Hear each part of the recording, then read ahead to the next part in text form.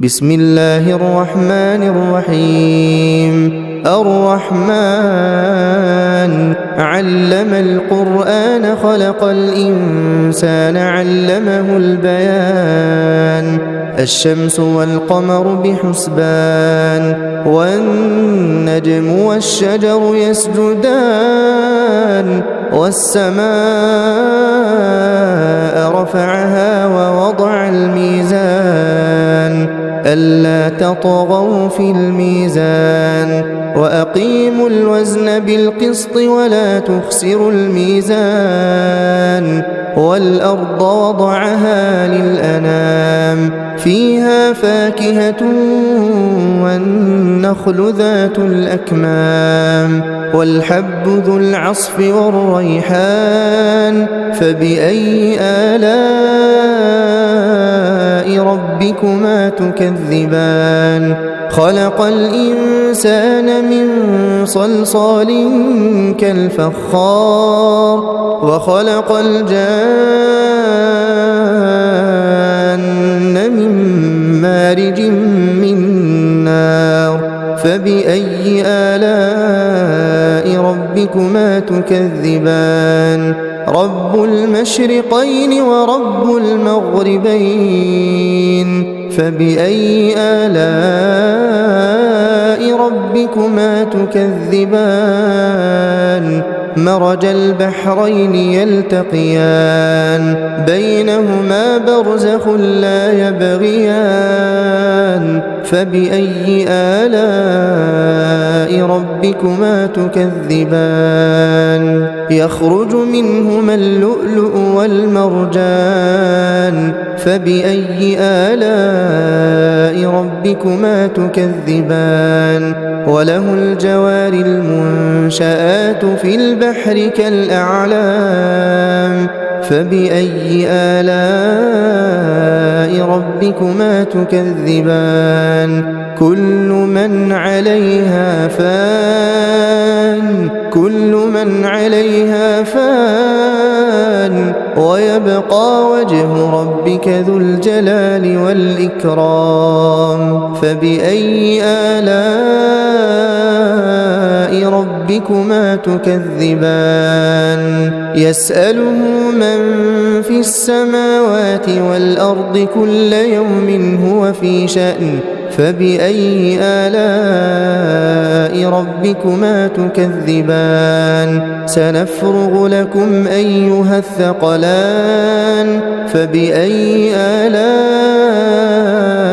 ربكما تكذبان يا معشر الجن والإنس إن استطعتم أن تنفذوا من أقطار السماوات والأرض فانفذوا لا تنفذون إلا بسلطان فبأي آلاء ربكما تكذبان يرسل عليكما شواظ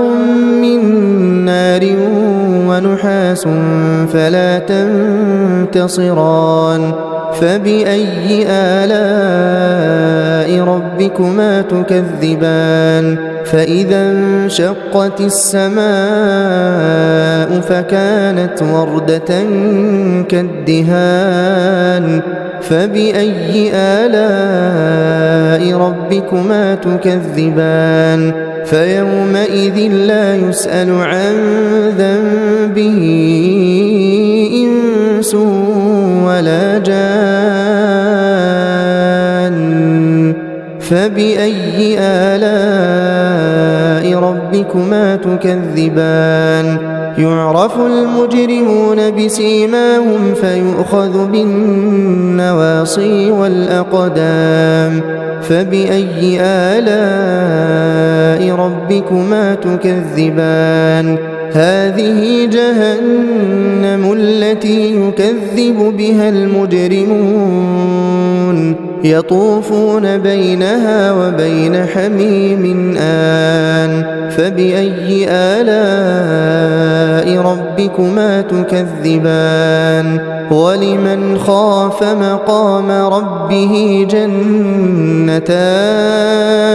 فبأي آلاء